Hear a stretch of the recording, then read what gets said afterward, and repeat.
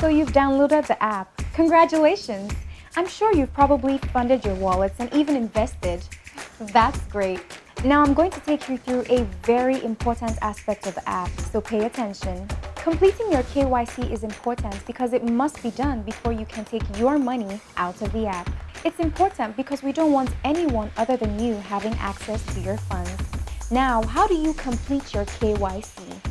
By the way, KYC stands for Know Your Customers. You can start by opening the application. Then, click on the Complete Your Profile. Click on the KYC Documents Upload. Click on and fill each of the required fields.